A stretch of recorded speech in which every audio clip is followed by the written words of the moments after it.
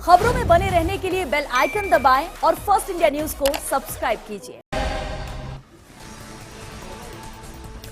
नमस्कार, मैं हूं श्वेता मिश्रा अवस्थी और आप देख रहे हैं जवाब तो देना पड़ेगा। आज बढ़ती तपिश के साथ जिन दो संकट से राजस्थान या कहीं पूरा देश जूझ रहा है वो है बिजली और पानी।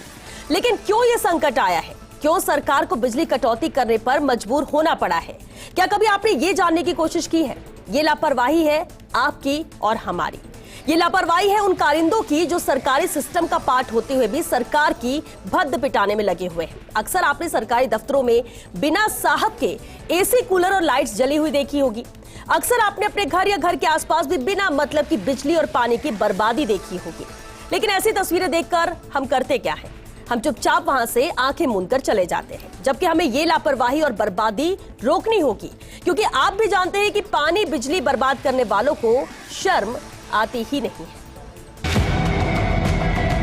सीट खाली है, 2 पंखे चल रहे हैं और ट्यूबलाइट चल रही है।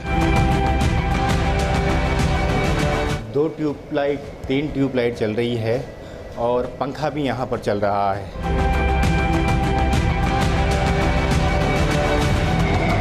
कार्यालय के अंदर आपको कोई नजर नहीं आ रहा है। आप कार्यालय की तस्वीरें देखिए, यहाँ पर बिजली का जो उपयोग है वो बेवजह किया जा रहा है।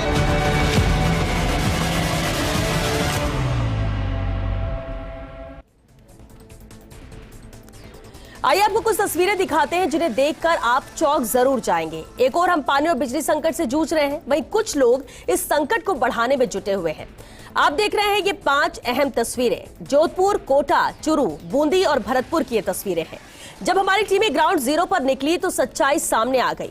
जोधपुर, कोटा, बूंदी और भरतपुर में जहां सरकारी ऑफिसों में बिजली की बर्बादी होती मिली, जबकि चुरू के राजल देसर में पानी की टंकी ओवरफ्लो होने से हजारों लीटर पानी बेकार बहता मिला है। और बिजली और पानी का ही संकट है जो पूरे प्रदेश में है, देश में है। गर्मी में हम सब उससे जूझ रहे हैं। लेकिन ये दूसरी तस्वीर है जहां लापरवाही साफ नजर आती है, बर्बादी साफ नजर आती है, बिजली का वेस्टेज नजर आता है तो पानी की भी बर्बादी ये तस्वीरें खुद बयां कर रही हैं।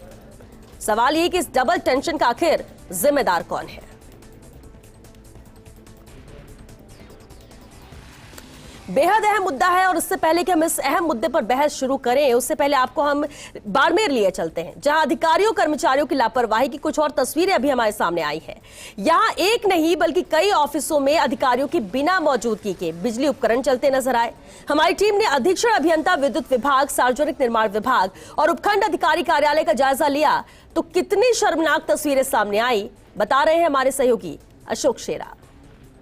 प्रदेश भर में इन दिनों कोयले की कमी के कारण पूरे प्रदेश में बिजली संकट चल रहा है। ऐसे में राज्य सरकार द्वारा पूरे प्रदेश में 2 घंटे तक की बिजली कटौती की गई है।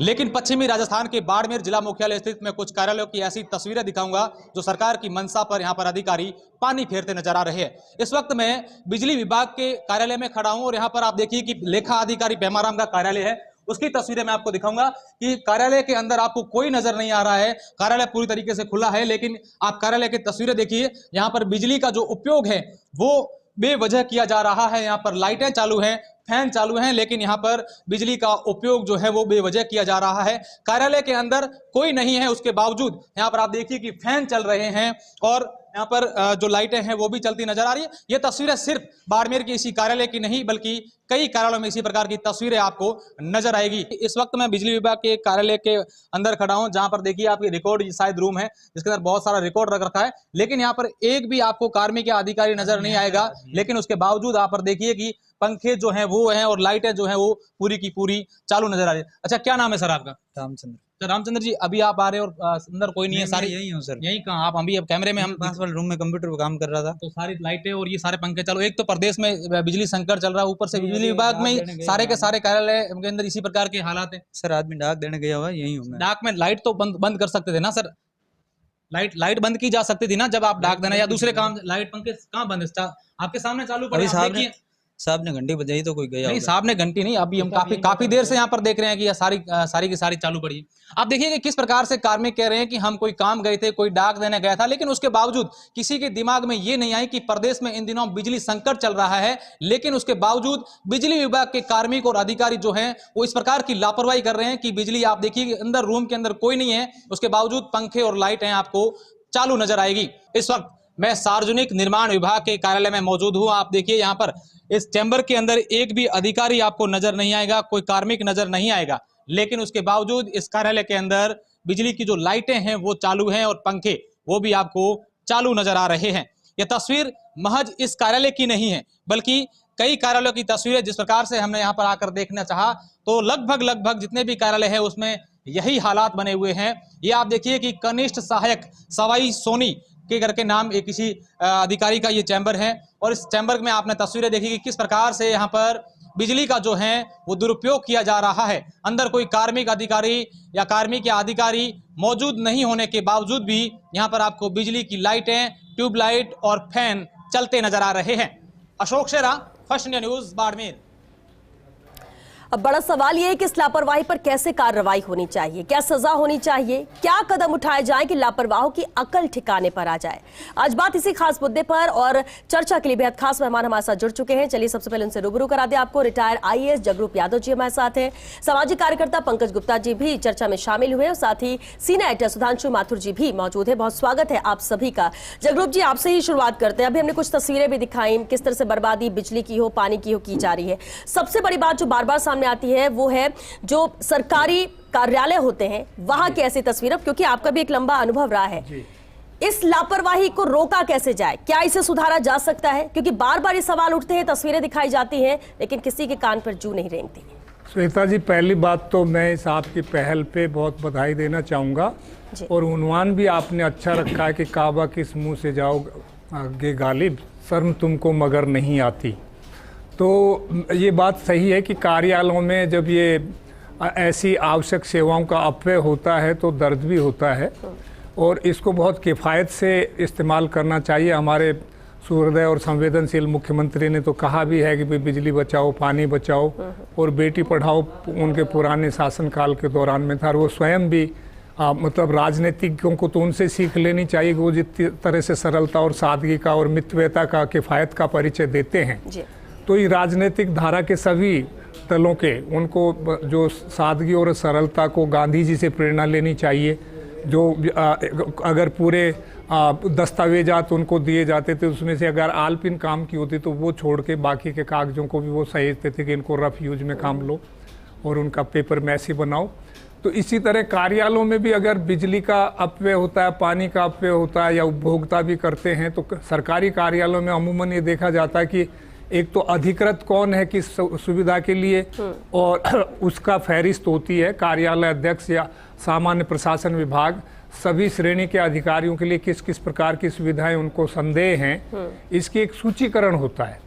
और साथ ही अगर कार्यालय समय के अतिरिक्त जैसे मान लीजिए एक कार्मिक सहायक का अधिकारी बैठा है और सारे AC चल रहे हैं, सारी पंखे चल रहे हैं, सारी बिजली के बल्ब चल रहे हैं, तो निश्चय ही अपव्यय है और ये अपव्यय राष्ट्रीय अपव्यय है। और ये जो अपव्यय है ये सार्वजनिक वित्त पोषण जो सरकारी फंड से होता है, तो सरकारी फंड कोई गैर जिम्मेदाराना उसका उपयोग नहीं किया जा सकता, हमारे टैक्स से आता है। हम एक कैपेसिटी में लोक सेवक भी हैं, दूसरी कैपेसिटी में हम उपभोक्ता भी हैं। तो मैं समझता हूँ कि ये कार्यालय अध्यक्षों को, विभागाध्यक्षों को इस संबंध में प्रत्येक कार्यालय के संबंध में दिशा निर्देश जारी करने चाहिए कि अगर किसी भी तरह की कोई अपव्यय करेगा या किफ़ायत से या मितव्ययता से या सादगी से या जो भी जैसे समय समय पे प्रचालित किए भी जाते हैं इस तरह के आदेश, उनको रीट्रेट किया जाना चाहिए। और अगर किसी विभाग में या किसी कार्यालय में नहीं है तो कार्यालय अध्यक्ष को या विभागीय अध्यक्ष को इस तरह के दिशा निर्देश प्रसारित करने चाहिए, प्रचालित करने चाहिए और उसको सुनिश्चित करने की एक निश्चित प्रशासनिक व्यवस्था की जानी चाहिए कि जैसे मान लीजिए कार्यालय अध्यक्ष सबको नहीं देख सकता, तो हमें ये श्वेता जी करना चाहिए कि जो कार्यालय सहायक होता है, फिर कार्यालय सहायक के ऊपर वरिष्ठ प्रशासनिक अधिकारी होता है, प्रशासनिक अधिकारी होता है, फिर उनका एक फर्स्ट ईयर सुपरवाइजरी ऑफिसर होता है। उन सबको ये कहना चाहिए कि वो अपने अपने सीगे से, अपने अपने अनुभाग से संबंधित सभी कार्मिकों को हिदायत भी देंगे और उनके समव्यवहार का को निरीक्षित भी करेंगे और पर्यवेक्षण भी करेंगे। और अगर इस तरह की कोई चूक होती है तो मैं समझता हूँ इसके लिए उनके लिए कोई अनुशासनात्मक कार्रवाई या उनके होनी चाहिए। जुर्माना लगाने की कार्रवाई की जानी चाहिए। और उपभोक्ताओं के संबंध में भी, पानी के संबंध में मैं कहना चाहूँगा खास तौर से, अगर इस समस्या को आप देखो तो जयपुर जैसे शहर में 100 mld पानी मैं समझता हूँ लाइनों में वेस्ट हो जाता है। 525 mld में से 425 mld काम आता है। 90 से 100 mld पानी अपव्यय होता है, जो लाइनों के लाइन फूटी रहती है, घरों में भी नल चलते रहते हैं। जीवन, जल जीवन है। और मतलब इतने महंगे मतलब पदार्थ का, चूंकि हम वाटर बिल्स हैं काफ़ी कम हैं, तो मैं समझता हूँ कि इसका अपव्यय करते हैं। बिजली का भी अगर घर में आप उपयोग करते हो और मान लीजिए कक्ष में कोई नहीं है, तो ये राष्ट्रीय अपव्यय है। तो उपभोक्ताओं को भी ये देखना चाहिए कि जो मान लीजिए बिजली को भी सरकारें सब्सिडाइज करती हैं। आज 10 रुपये प्रति यूनिट भी बिजली नहीं मिल रही है, लेकिन कुछ कतिपय कृषि में और घरेलू उपभोक्ताओं को भी सरकार समय समय पे कोई जो उसमें अनुदान देती है। तो ये देखना चाहिए कि उत्तरदायी पूर्ण व्यवहार तो सब जगह होना चाहिए, खास तौर से सरकारी कार्यालयों में, जहां मतलब जो अधिकृत नहीं, जिस सुविधाओं के उस सुविधाओं का उपयोग उपभोग करते हैं। मॉनिटरिंग की बहुत जरूरत है कि कहां पर किस तरह से इस्तेमाल हो रहा है, और सख्ती भी बहुत जरूरी है। सिर्फ आदेश अगर निकाल लिए जाएंगे तो सरकारी सिस्टम को सरकारी ही माना जाता है और कोई गंभीरता से लेता नहीं। जगरूप जी, ये भी कहीं ना कहीं एक वजह नजर आती है। सही बात, बिल्कुल। सुधांशु माथुर जी, ये जो बिजली और पानी की बर्बादी हम दिखा रहे हैं, ये सिर्फ ये जनता का पैसा है जो बर्बाद हो रहा है, और आज इनकी वजह से जो परेशान हो रहा है वो जनता परेशान हो रही है, क्योंकि ना उसे पानी मिल पा रहा है ना बिजली मिल पा रही है।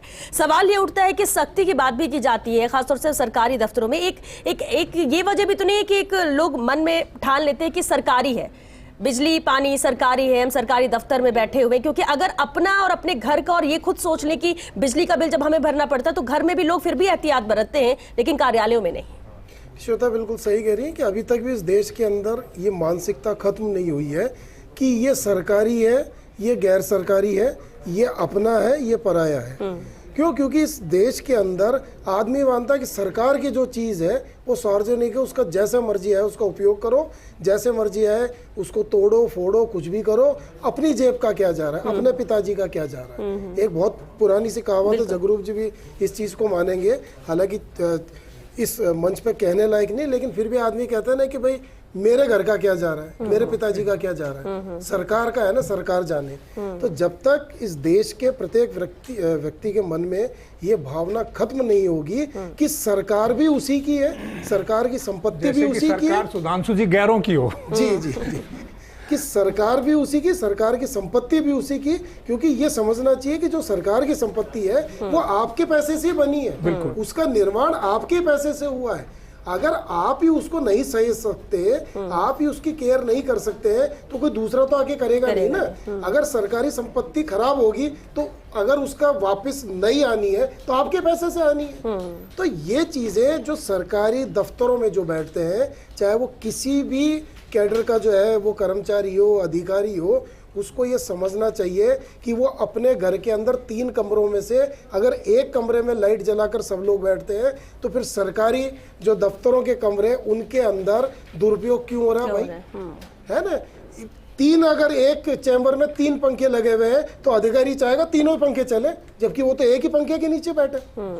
तो आप जब तक ये मानसिकता नहीं बदलेंगे, और मानसिकता बदलने के लिए मुझे लगता है कि कोई नियम कानून कायदे नहीं होते, ये आदमी को स्वस्फूर्त जो है ये निर्णय लेना होता है कि मैं अपने राष्ट्र की, मैं अपने प्रदेश की किस तरह से बचत कर सकूं, ताकि इसका भार हमारे और जो लोगों के ऊपर नहीं आए जो टैक्स देते हैं। आज इस देश के अंदर टैक्स कितने लोग देते हैं सार्वजनिक रूप से लोगों को पता है। तो जो ये पैसा आ रहा है किसका आ रहा है, टैक्स वालों को ही पैसा है ना। जो टैक्स नहीं दे रहे उनका तो कोई पैसा ही नहीं लग रहा है। तो मेरा ये कहना है कि नियम कानून कायदे सब अपनी जगह, जैसे जगरूप जी ने बताया कि भाई सामान्य प्रशासन विभाग की भी गाइडलाइन है। मैं आपको एक छोटा सा उदाहरण देता हूँ। इस प्रदेश के जो मुखिया हैं अशोक गहलोत जी, मितव्ययिता उनके व्यवहार में है। कभी आप नोट करना, आप उनके साथ जाएंगे, अगर वो एक कमरे में बैठे और कमरे से उठ के जाएंगे तो वो खुद उठ के स्विच ऑफ करते हैं। इसी तरह से मैं सीपी जोशी जी का उदाहरण देता हूं कि सीपी जोशी जी कि अगर कमरे में 2 पंखे लगे हैं तो वो एक पंखे को खुद ही बंद करवा देते।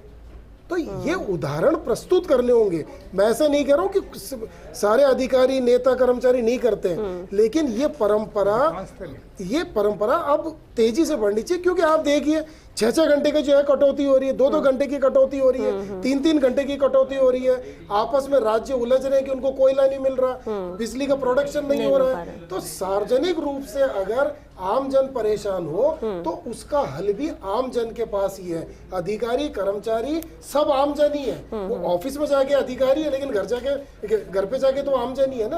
अगर वो अपने घर में बिजली के बिल में कटौती करने की मंशा रखता है तो ऑफिस के बिल, जो बिजली का बिल है, उसमें भी उसको जो है मंशा रखनी चाहिए श्वेता। बिल्कुल, और ये मानसिकता तब ठीक होगी जब आप अपना जेब नहीं देखेंगे कि अपनी जेब से जा रहा है या किसी और की जेब से जा रहा है, और इसलिए लोग इतने ज्यादा व्यर्थ बहा रहे हैं पानी भी और यहाँ पर बर्बादी कर रहे हैं बिजली की भी। पंकज गुप्ता जी भी हमारे साथ है, सामाजिक कार्यकर्ता है। पंकज जी, सामाजिक कार्यकर्ता है आप और समाज में बेहतर हो सके कोशिश होती है ज्यादातर लोगों की जो समाज के लिए काम करते हैं, जैसे कि आप करते हैं। पानी बिजली की जिस तरह से बर्बादी, एक तरफ तो बर्बादी बहुत ज्यादा, दूसरी तरफ ऐसे लोग हैं जिनको पीने के लिए पानी नसीब नहीं हो रहा है। एक तरफ हम कहते हैं एक एक बूंद पानी बचाना है ताकि हम पानी को बचा सके, ऐसी दिक्कत ना आए कि हमें पानी की किल्लत हो जाए, पानी की जरूरत पड़ जाए। दूसरी तरफ तस्वीरें ऐसी आती है कि लाखों लीटर साफ पानी बह जाता है और कोई इसे देखने सुनने वाला नहीं होता।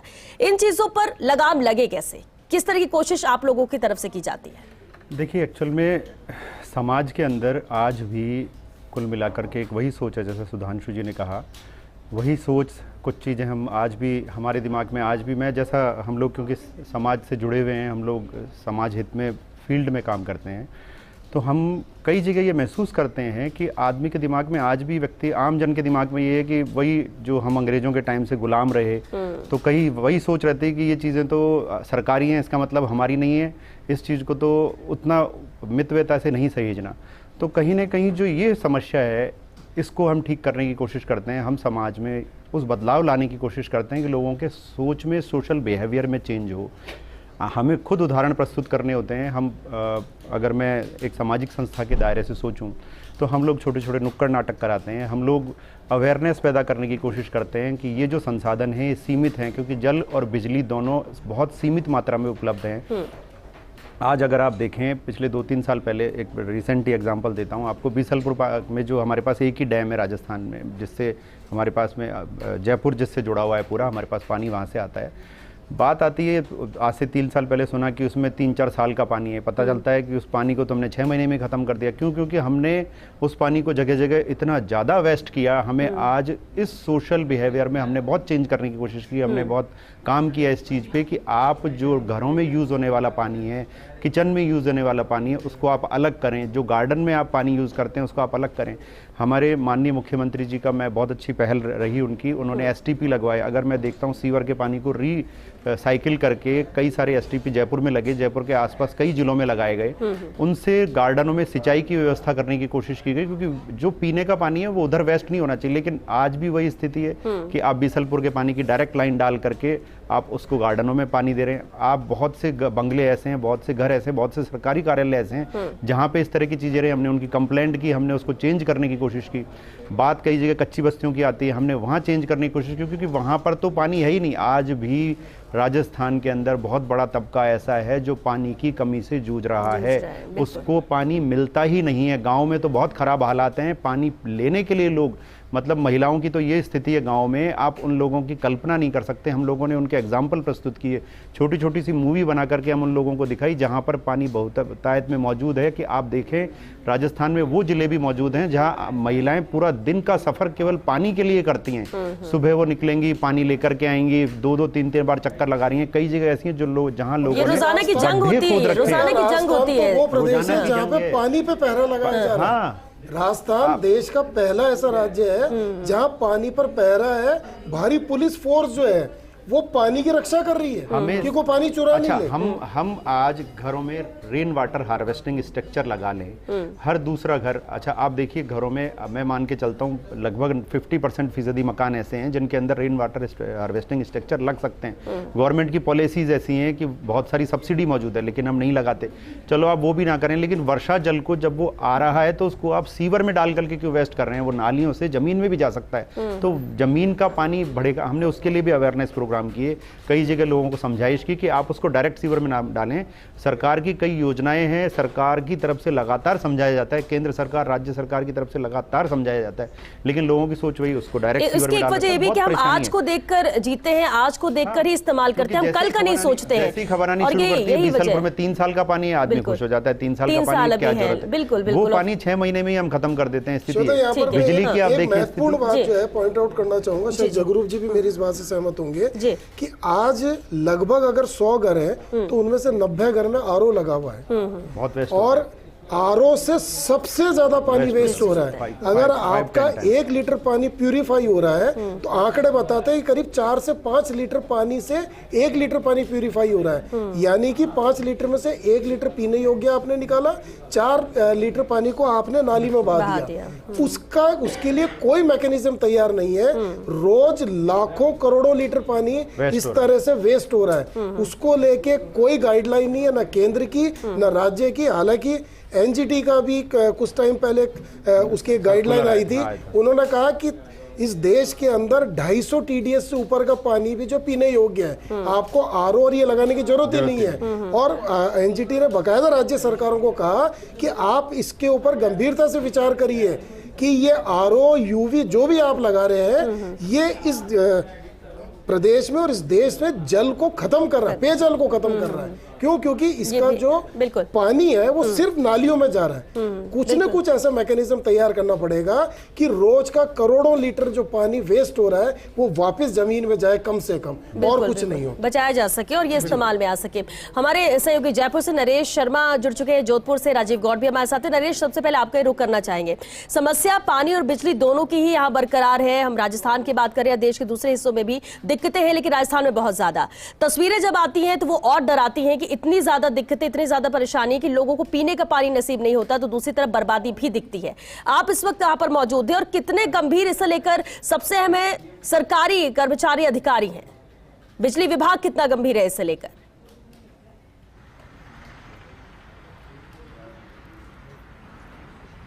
श्वेता, देखिए, जो हम चर्चा कर रहे हैं, जिन मुद्दों पे बात कर रहे हैं, खासकर ये अप्रैल, मई और जून का महीना होता है जिसमें इस तरह की चर्चा होती है और सरकारी तंत्र में भी चर्चा होती है, जनता में चर्चा होती है। 3 महीने तक ये चर्चा सीमित होकर रह जाती है, उसके बाद जनता और जो कह सकते हैं जो जिम्मेदार है वो जैसे हैं वैसे के वैसे रह जाते हैं। हालांकि जो पानी की समस्या है या बिजली की समस्या है, चूंकि राजस्थान की स्थितियां प्रतिकूल है, ऐसे में स्थायी समस्या है, लेकिन आज तक इसका कोई स्थायी हल भी नहीं निकाल पाए। क्योंकि जब ये कहा जाता है कि जब समस्या होती है तभी उसका इलाज करने के लिए बैठते हैं। आज अगर जयपुर में हम बात करें, राजधानी जयपुर में 100 किलोमीटर दूर से पानी मिलता है, लेकिन बर्बादी जो पानी की होती है, अभी जो सबने चर्चा की है, वो इस कदर है कि अगर उस बर्बादी को रोक दिया जाए तो हजारों लोगों को पानी पिलाया जा सकता है। जयपुर में कई किलोमीटर पाइपलाइन बिछी हुई है, जिसमें जैसे अभी कहा कि 100 MLD लगभग पानी है वो लीकेज के कारण बर्बाद होता है। इसके लिए टीम लगी हुई है, लेकिन वो टीम जो है, जो जलदाय विभाग की जो टीमें हैं, वो कह सकते हैं एक्टिव मोड में नहीं है। पानी जब बहुत ज़्यादा बर्बाद हो चुका होता है तब उस लीकेज को ठीक किया जाता है। तो अगर इस चीज़ को लेकर मॉनिटरिंग करें तो बहुत सा पानी बचाया जा सकता है। हालांकि मितव्ययता घर से है, घर से ही शुरू होती है और हर आदमी को ध्यान रखना होता है, लेकिन जो सड़कों पे पानी बर्बाद होता है, हम रोजाना देखते हैं, एक सिस्टम नहीं बना हुआ है। जब सड़क खोदी जाती, सड़क बनती है, उसके बाद सड़क खोदी जाती है, लाइन बिछाई जाती है, लाइन बिछ जाती है तो सड़क के लिए फिर खोदा जाता है तो लाइन तोड़ी जाती है। तो इस तरह के उदाहरण रोज हम जयपुर में देखने को मिलते हैं। और जब एक बार लाइन कहीं टूटती है, कटती है किसी भी कारण से, तो हजारों लीटर पानी बर्बाद होता है। अब आप ये देखिए, वो हजारों लीटर जो पानी है वो कितने हजार लोगों की प्यास बुझा सकता था। तो जरूरत इस बात को लेके भी है कि ये स्थायी समस्या है, क्योंकि इनका अभी तक कोई समाधान जो है वो स्थायी कर ही नहीं पाए हैं और ये समस्या खत्म ही नहीं हो पा रही है। लीकेज की समस्या अगर आज हम 21वीं सदी में हैं और आज भी उसी तरह का एक सिस्टम बना हुआ है कि जहां जाते हैं वहीं मुख्य सड़कों पर, राजधानी की हम बात करते हैं, लीकेज होता है, पानी बर्बाद होता है, तो फिर हम एक जो पूरे सिस्टम की बात करते हैं वो कहां तक उसमें सफल हो पाएंगे।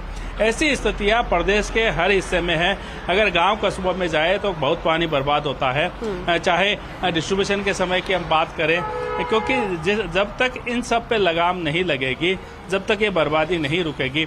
बिजली की हम बात कर लेते हैं, भली बात की है कि सरकारी दफ्तरों में ऐसा होता है, लेकिन पानी की बर्बादी खुलेआम होती है, सड़कों पे होती है, क्योंकि एक सिस्टम नहीं बना हुआ। ऐसे में ज़रूरी इस बात को लेके भी है कि जो 100 ml पानी जिसको बचाया जा सकता है, जिससे हज़ारों लोगों को पानी पिलाया जा सकता है, उसके बारे में भी सोचना चाहिए। और रही पानी की समस्या की बात, तो देखिए पूरे प्रदेश में पानी की समस्या बनी हुई है।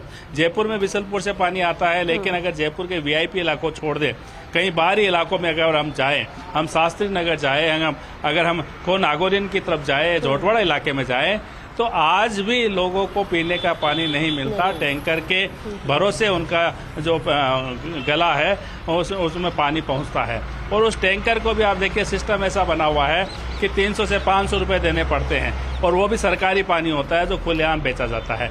यानी हर जगह गड़बड़ है, और इस गड़बड़ को अगर ठीक किया जा सकता है तभी हम कह सकते हैं कि पूरी एक व्यवस्था की जा सकती है। बिल्कुल नरेश, और ये किसी एक की लापरवाही नहीं है, ये एक तार जुड़े हुए हैं, एक दूसरे से कनेक्ट है ये सब कुछ, और एक एक करके इसे दुरुस्त करने की जरूरत भी यहाँ महसूस होती, तभी कुछ ठीक हो सकेगा। राजीव का रुख कर लेते हैं, जोधपुर से राजीव हमारे साथ। राजीव, जोधपुर के भी सरकारी कार्यालयों की तस्वीरें आपने दिखाई थी, आपके द्वारा ये हमने दर्शकों तक पहुंचाई कि किस तरह से बिजली का वहां दुरुपयोग हो रहा है। जोधपुर में हालात पानी को लेकर भी क्या है, बिजली संकट वहां पर भी है, क्या कुछ सुधार की कोशिश वहां पर की जा रही है, या यही तस्वीरें हर कार्यालय की?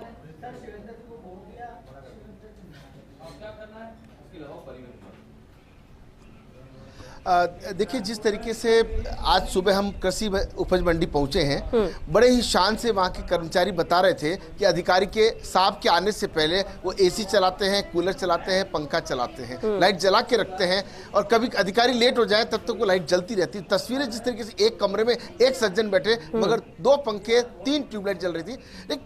ऐसा लगता है कि इस सिस्टम को एक अभियान के रूप में लेकर आदत डालनी पड़ेगी, इंसान को खुद को समझना पड़ेगा। हम घर में तो ऐसा नहीं करते हैं, जैसा सुधांशु सर बता रहे थे कि सरकारी जो प्रॉपर्टी होती है वो समझते सरकार की है, अपनी नहीं है, जबकि उसको बनाती ही जनता है। कहीं ना कहीं जिस तरीके से पीडब्ल्यूडी की बात करें, पीएचईडी की बात करें, डिस्कॉम की बात करें, हम अगर इस विषय पर रोजाना बहस भी कर सकते हैं और लाइव तस्वीरें भी दिखा सकते हैं, लेकिन लोगों को खुद को समझने से पानी की बात हो। आज सुबह पुलिस लाइन के बाहर पानी इस तरीके से बह रहा था कि वहां से कितने ही लोग निकल गए, किसी का ध्यान उस पर नहीं गया। टैक्सी वाले उस पानी से अपनी टैक्सी को धो रहे थे। देखिए, लोगों या महिलाओं की ट्रेंड है, घरों के बाहर कार धोना, घर के बाहर के आंगन धोना, उसमें इतना लीटर पानी बह जाता है कि एक और तो लोगों को पीने को नहीं मिल रहा। इसी तरह बिजली की बात करें तो किस तरीके से जो पॉइंट्स हैं, एक कमरे से दूसरे कमरे में जाते हैं तब दूसरी लाइट को बंद नहीं करते हैं। सरकारी तो सिस्टम जो है वो सबके सामने है, हमें रोकने की भी वहां कोशिश की गई। बाद में अधिकारी आए, उन्होंने कहा आप थोड़ा बैठिए, बात करते हैं, चाय पानी, हमने कोई सुना नहीं, क्योंकि वो बहुत बड़ी खबर थी समझाइश करने के, लोगों को एक संदेश देने के लिए। जी राजीव, बिल्कुल, और ये इसलिए भी अहम हो जाता है कि अगर अब साहब को पहुंचना है, पहुंचते ही साहब को गर्मी ना लगे, तो इसलिए तो कोशिश करेंगे, और कर्मचारी भी कहीं ना कहीं मजबूर होते हैं। चर्चा हम इस पर जारी रखेंगे, बेहद खास मेहमान लगातार हमारे साथ मौजूद है, लेकिन फिलहाल एक छोटा सा ब्रेक लिया, रुकेंगे, जल्द लौटेंगे। इस ब्रेक के बाद आप बने रहिए हमारे साथ। सीट खाली है, 2 पंखे चल रहे हैं और ट्यूबलाइट चल रही है। 2 ट्यूबलाइट 3 ट्यूबलाइट चल रही है, और पंखा भी यहाँ पर चल रहा है।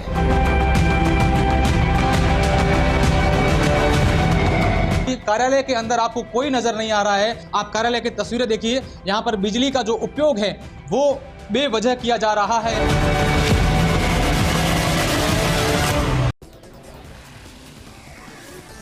शर्म है कि आती नहीं, क्योंकि अगर थोड़ी भी शर्म आए तो शायद ये बर्बादी को बहुत हद तक रोका जा सकता है, और यही कोशिश हम इस चर्चा के द्वारा भी कर रहे हैं कि शायद कोई जाग जाए, कोई अपनी आदत में शुमार कर ले कि नहीं, अभी तक हम जरूर बर्बाद करते थे, ध्यान नहीं देते थे, लेकिन अब हमें इसे लेकर ध्यान देना है।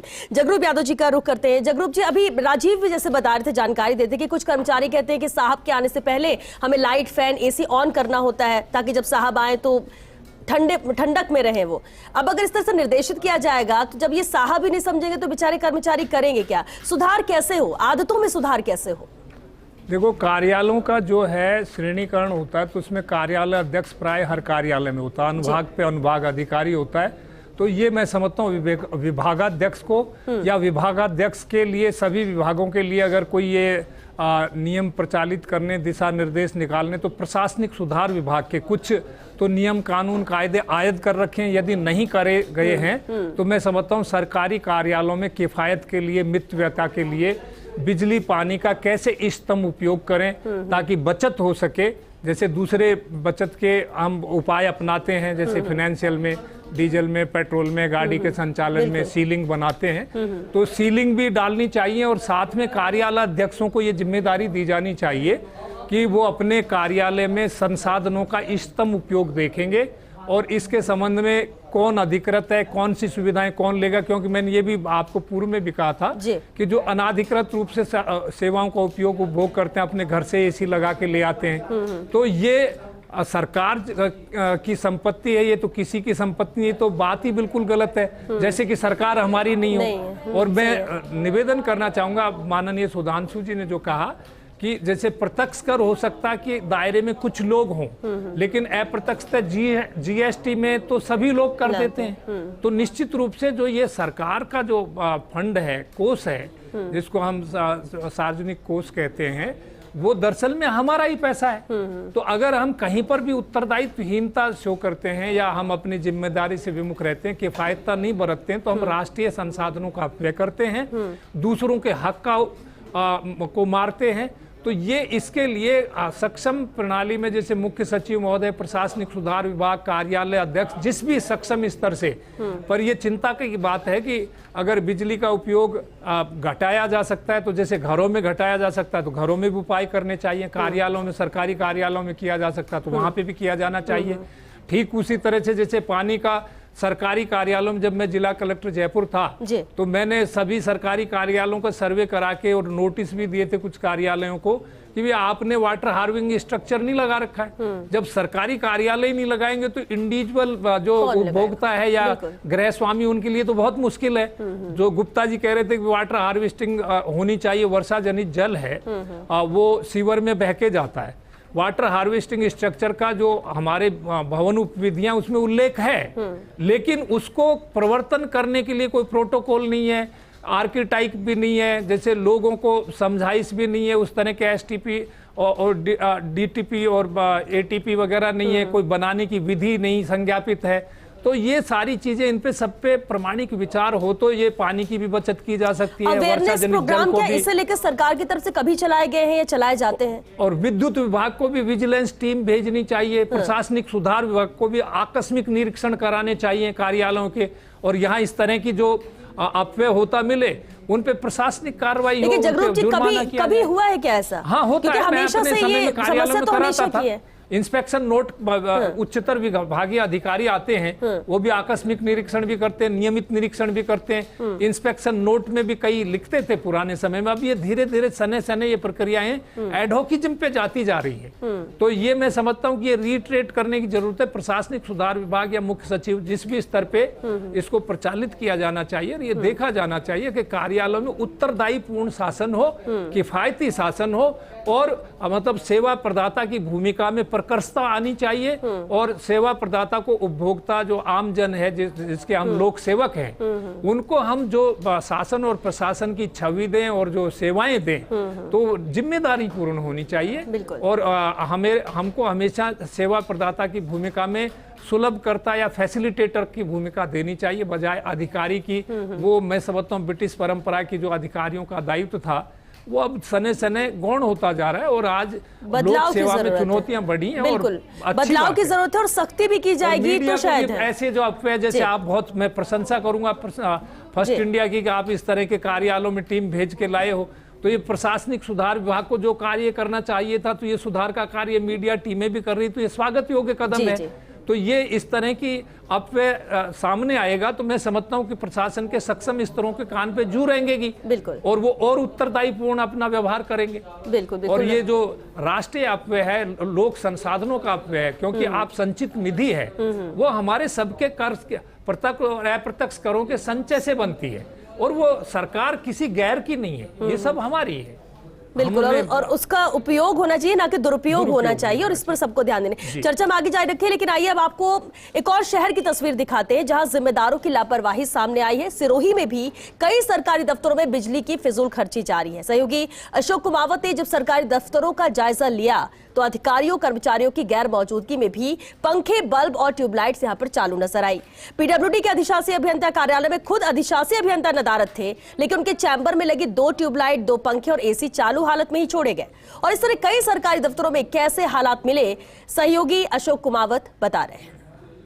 बिजली संकट को लेकर राजस्थान पूरी तरह से जूझ रहा है। वहीं आपको बता दें कि सिरोही जिले के जो हाल है वे भी बेहाल हैं। यहाँ के जो अधिकारी हैं बिजली संकट को लेकर पूरी तरह से लापरवाह है बने हुए हैं। हमने जिस प्रकार से यहाँ आज रियलिटी चेक की, जिसमें करीब आधा दर्जन से ऊपर जो ऑफिस हैं, कार्यालय हैं, उनको चेक किया, जहाँ पर जो अधिकारी कुर्सी पर नहीं है, मगर उसके बावजूद भी कूलर चल रहे हैं, AC चल रहे हैं और जिस प्रकार से पंखे भी चल रहे हैं। हम यहाँ कलेक्ट्रेट कार्यालय भी पहुँचे, जहाँ पर भी यहाँ जो मीटिंग हॉल है उसमें भी देख सकते हैं किस प्रकार से जो बिजली बिल्कुल सुचारू रूप से शुरू है और कलेक्टर साहब हैं जो कि मीटिंग में मशगूल हैं। और जिस प्रकार से जो अधिकारी कह सकते हैं, जो अधिकारी भी यहाँ कई जगह इधर उधर गए हुए हैं, उसके बावजूद भी जो सीट की बात करें तो सीट पर कोई अधिकारी नहीं है और उसके बावजूद भी लाइट और पंखे बिल्कुल सुचारू रूप से शुरू हैं। कई जगहों पर AC भी सुचारू रूप से शुरू हैं। हम कह सकते हैं कि अधिकारी बिजली कटौती को लेकर किस प्रकार से लापरवाह बने हुए हैं। सहयोगी वसीम के साथ अशोक कुमावत, सिरोही।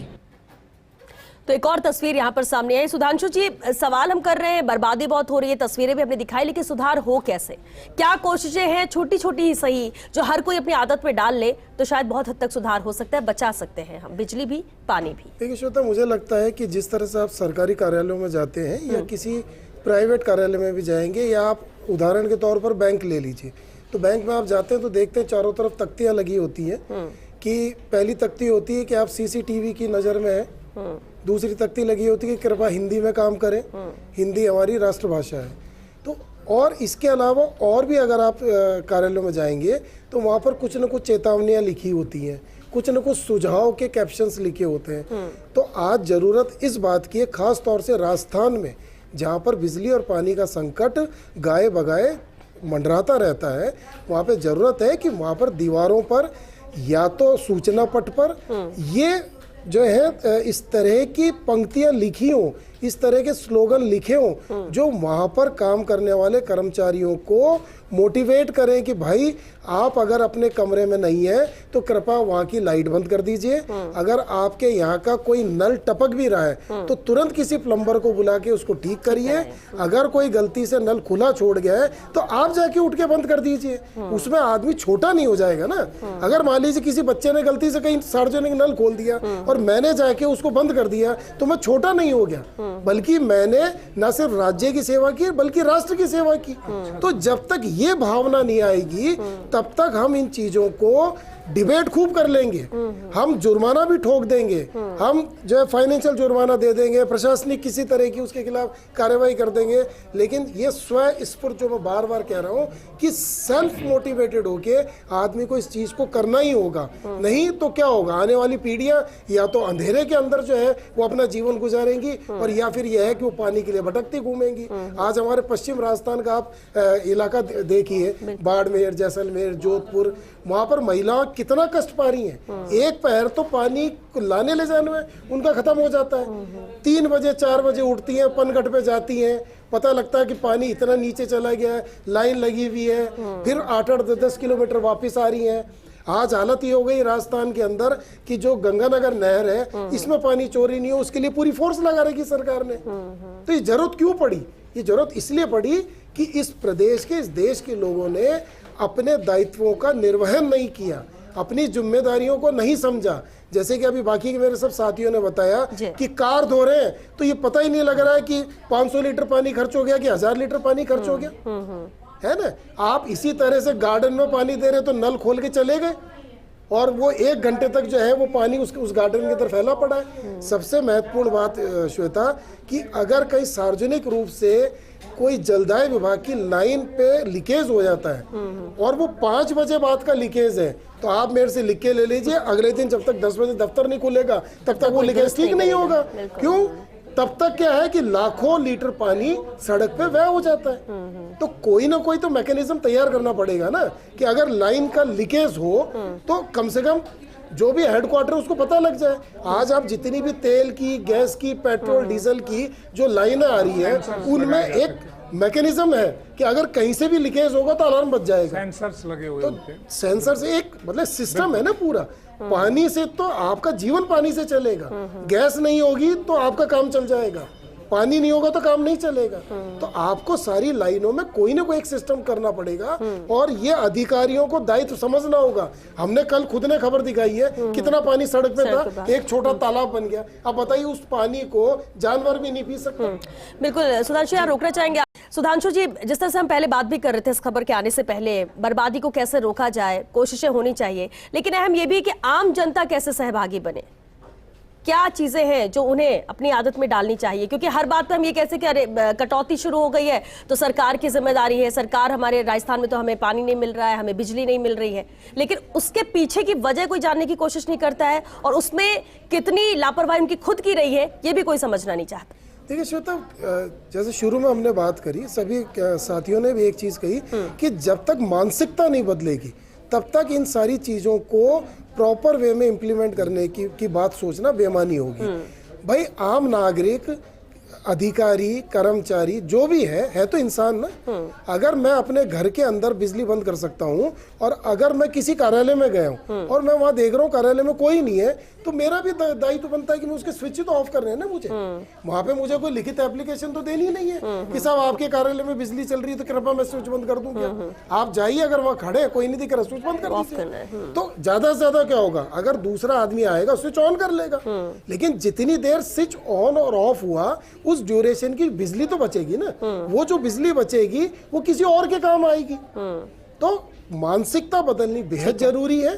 और अगर वही सारी चीजें हैं कि अगर कोई अधिकारी कर्मचारी अपने घर में बिजली बचाता है, पानी बचाता है, तो उसका दायित्व बनता है कि वो अपने कार्यालय में भी ना सिर्फ खुद बचाए बल्कि अपने सबऑर्डिनेट्स, अपने जो वरिष्ठ है, कनिष्ठ है, सबको अवेयर करे और उनको बताए और समझाए कि नहीं प्लीज आप जो है वो इन चीजों को रोकिए और इन चीजों में मितव्ययिता बढ़ती है। बिल्कुल पंकज जी, एक अहम बात ये भी है कि जब हम कहते हैं कि ये चीजें होनी चाहिए, आदत में शुमार होनी चाहिए चीजें, लेकिन एक आदत भारतीयों की ये भी रहती है कि जब तक कोई सख्ती ना हो, एक्शन ना हो, पेनाल्टी ना लगे, हम वो चीज फॉलो ही नहीं करते हैं। अब अगर कोविड काल की बात कर ले, सबको पता था कि महामारी है, बहुत ज्यादा इससे अगर इन्फेक्शन हुआ तो जान भी लोगों की जा रही है, लेकिन जब तक सख्ती नहीं हुई, लोग मास्क की आदत नहीं डाले, अपने आप को बचाव करते और जो गाइडलाइन थी उसकी पालना करते नजर नहीं आए।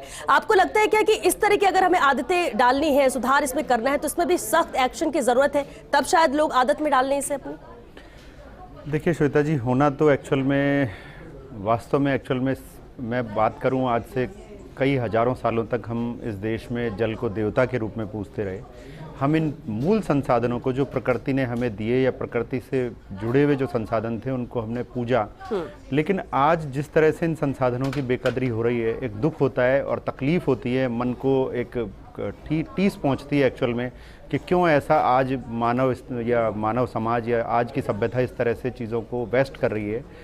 कहीं ना कहीं हमारी सोच में जब हम बात करते हैं पीनल प्रोविजंस की, तो पीनल प्रोविज़न से ही कई चीज़ें सुधरती हैं, लेकिन इन पीनल प्रोविज़न से भी नहीं होगा एक्चुअल में सुधार, क्योंकि वही जो सुधांशु जी ने बोला, वास्तव में इंसान को अपनी आदतों में, सोशल बिहेवियर में पूर्ण रूप से समाज में परिवर्तन की ज़रूरत है, और वापस कहीं उस सोच की ज़रूरत है कि हम आज फिर इन मूल संसाधनों को अपने आवश्यक रूप से मानते हुए कहीं ना कहीं एक तरीके से पूजे। एक्चुअल में क्या होता है, पूजा करने का मतलब मैं एक्चुअल में इसको किसी धर्म से नहीं जोड़ रहा, मैं बात कर रहा हूँ कि हम उस संसाधन को वो तवज्जो और वो दर्जा दें कि ये संसाधन हमारे जीवन के लिए अति आवश्यक है, ये नहीं है तो हमारा जीवन नहीं है। जब तक हमारी सोच में ये बदलाव या परिवर्तन नहीं होगा, क्योंकि मैं सामाजिक कार्यकर्ता की तरह से जब भी मैं समाज में या लोगों के बीच में जाता हूँ तो मैं कहीं ना कहीं ये अवेयरनेस पैदा करने की कोशिश करता हूँ कि मूल जीवन के जो आधार स्रोत हैं, हम उन्हें आज नहीं बचाएंगे तो प्रकृति ने नष्ट कर देगी। अगर मैं जयपुर के ग्राउंड वाटर की बात करूं तो कई जगह जयपुर के अंदर ही कई जगह ऐसी स्थिति है कि भूजल संसाधन खत्म हो चुका है, डार्क जोन में है, पानी ही नहीं है, और यही स्थिति राजस्थान के कई जिलों में हो चुकी है। आपको ऐसा नहीं लगता है कि जो भी, चलिए हम कार्यालयों से ही बात करते हैं श्वेता, कि जो भी कार्यालय का बॉस है, मान लीजिए जगरूप जी एक समय में कलेक्टर थे, जी। तो जो भी जिलाधीश कार्यालय है, क्या इनका दायित्व बनता था कि रोज एक बार राउंड लगाते, औचक निरीक्षण करते और ये देखते कि किन कमरों में फालतू जो है बिजली जल रही है, तुरंत जाके टोकते। वो रोज भी नहीं लगाए तो इस बात की व्यवस्था करे कि उसका कार्यालय अध्यक्ष, उसका द्वितीय श्रेणी का जो उसका सहयोगी है, कोई ना कोई देखे। सर मेरा यही कहना है कि जो अधिकारी है वो कार्यालय अध्यक्ष की जिम्मेदारी है, वो अपने व्यवहार में इस चीज को डाल ले, अपने सरकारी व्यवहार में इस चीज को डाल ले। परेशानी ये है कि जैसा हमने आज देखा ना, जी, परेशानी ये है, मितव्ययता और किफायत से उत्तरदायित्व पूर्ण शासन प्रशासन या व्यवहार करना, जिम्मेदारी पूर्ण व्यवहार करना, ये मनोवृत्ति है। उल्लेखनीय है कि जैसे कि भविष्यवक्ताओं की, वैज्ञानिकों की चेतावनी है कि तीसरा विश्व युद्ध पानी को लेकर लड़ा जाएगा, तो कहीं ना कहीं पानी सारी दुनिया में, राजस्थान में विशेषता है, महत्वपूर्ण है और इसकी किफ़ायत की हर चीज़, और बिजली भी, क्योंकि हालांकि इसमें रिन्यूएबल सोर्सेज हैं तो लोगों को अधिक से अधिक सोलर एनर्जी को ट्रैप करना चाहिए, लेकिन आसन्न जो संकट है अभी बिजली हो रही है वो कोयले से हो रही है, थर्मल से। हालांकि सने 2050 तक थर्मल बिजली के बजाय ये जो रिन्यूएबल सोर्सेज है, ये ऊर्जा के स्रोत के वैकल्पिक स्रोत हैं, इनका प्रमुखता मिलेगी, विंड है या सोलर है, ये सारी दुनिया में सर्ज है। लेकिन वर्तमान में संप्रति जो आसन संकट है जिससे 2 से 6 घंटे तक की कटौती है, तो ऐसे में नागरिकों का, कार्यालयों का, सरकारी जो कर्मचारी हैं, ये हम देखते हैं, हम देशभक्ति को इस तरह से डिफाइन करते हैं, कोई सीमा पे प्रहरी के रूप में लड़ रहा है तो वो देशभक्त है। मैं ये कहना चाहता हूँ, हर न्यूज लेने वाला, हर एंकर, हर मतलब कोई सरकारी कर्मचारी, अधिकारी जो उत्तरदायित्वपूर्ण व्यवहार करता है और अपनी जिम्मेदारी को प्रकर्षता से निभाता है और कौशल से निभाता है और मितव्ययता से निभाता है, अच्छी सेवा प्रदाता की भूमिका करता है, चाहे किसान हो, चाहे मजदूर हो, चाहे लेखक हो, या जो समाज में बदलाव लाने वाली संवाद की एजेंसियां हो, ये सब जो अपना दायित्व निर्वहन करते हैं और ये अगर प्रकर्षता से करते हैं, अच्छे से करते हैं, उत्तरदायित्वपूर्ण मनोवृत्ति से करते हैं, तो मैं समझता हूँ यही सच्ची देशभक्ति है। मतलब देश के संसाधनों का इष्टतम उपयोग करना देशभक्ति है। तो मैं ये कहना चाहता हूँ कि ये मनोवृत्ति का सवाल है कि नागरिकों को भी और सरकारी लोक सेवकों को भी, राजनीतिक लोक सेवकों के संबंध में मैंने कहा कि जैसे हमारे सुहृदय मुख्यमंत्री इतने सरलता और किफायत और आप सादगीपूर्ण जीवन जीते हैं, जैसे उनको जो देखता है तो उनको प्रेरणा लेनी चाहिए। सभी ऐसे महात्मा गांधी थे, वो सारी विचारधारा के जो मतलब विचारधारा कोई एक ही पॉलिटिकल विचार, सब में उनकी सादगी को लेके और उनके सरलता को लेके और उनके किफायती जीवन को लेके कहीं कोई विवाद नहीं है। तो ऐसे लोग मतलब संदर्भ व्यक्ति बने, संदर्भ समूह बने। कार्यालयों में भी इस तरह के जैसे मॉनिटर आप अपॉइंट कर दें कि वो देखेगा, मान लीजिए खुद कार्यालय अध्यक्ष नहीं करे, सुधांशु जी का बड़ा रचनात्मक सुझाव है कि भाई आप मॉनिटर बना दो सभी कार्यालयों में। प्रशासनिक सुधार विभाग जिसका ये सीधे सीधे दायित्व है, मैं नहीं समझता कि जो औचक निरीक्षण आज आप करा रहे हो अपने जैसे फर्स्ट इंडिया के माध्यम से, ये कार्य प्रशासनिक सुधार विभाग का है। उसके पास 8 उप शासन सचिव स्तर के अधिकारी, ज्वाइंट शासन सचिव हैं, उनको कार्यालय और विभाग बांट रखे हैं, पर कभी उल्लेखित नहीं होता कि उन्होंने किया। तो ज्यादा से ज्यादा कभी कभार करते हैं तो उपस्थिति का निरीक्षण करते हैं। उनका प्रशासनिक सुधार के लिए संपूर्णतः निरीक्षण करने का उत्तरदायित्व है। इसके संबंध में जैसे हमारे पूर्व मुख्यमंत्री थे माथुर साहब, उन्होंने बहुत भारी रिपोर्ट दे रखी है कार्यालयों में कैसे किफायत होनी चाहिए। उनको प्रशासनिक सुधार विभाग को स्टडी करना चाहिए, कैसे प्रशासनिक सुधार किया जा सकता है, सरलीकरण कैसे किया जा सकता है, किफायत कैसे की जा सकती है। समय समय पे बहुत सारे नियम प्रचलित हैं। जो कार्यालय होते हैं उनमें एसी लगाना, कूलर लगाने का भी कैटेगराइजेशन है, कौन अधिकारी लगा सकता है, कौन। लेकिन यहाँ तो हमने देखा है कि एनटीसी यूटीसी के कमरे में भी एसी चल रहा है। इसमें एक्शन का कोई प्रावधान नहीं है, इस पर एक्शन का कोई प्रावधान नहीं है। पूरे बिल्डिंग वातानुकूलित हैं या एयर कूल्ड हैं, उनमें अपने अपने कक्ष में सब एसी लगाए बैठे, ये देखा जाना चाहिए। भाई आपको अतिरिक्त ठंड क्यों चाहिए? अतिरिक्त या ठंड या गर्मी की वांछा, आकांक्षा ही मैं समझता हूँ मनोवृत्ति का परिचायक है। ये देखा जाना चाहिए। जब एक पूरी बिल्डिंग आपने एयर कूल कर रखी है। सर बुरा मत मानिएगा, ऐसा आमतौर पे मैंने देखा है कि ठेकेदार जी आए, बोले अच्छा साहब आप तो गर्मी में बैठे, कल एसी लग गया। अब वो एसी का बिल ठेकेदार जी नहीं देके जाएंगे, एसी का बिल तो कार्यालय ही देगा। तो इस तरह की मनोवृत्ति भी हमें खत्म करनी पड़ेगी। आज अगर आज अगर मान लीजिए बिजली संकट है, आप जाके देखिए जो बड़ी बड़ी शादियां हो रही है उसमें कितनी लाइटें लग रही है, सरकार उधर क्यों नहीं ध्यान दे रही है भाई?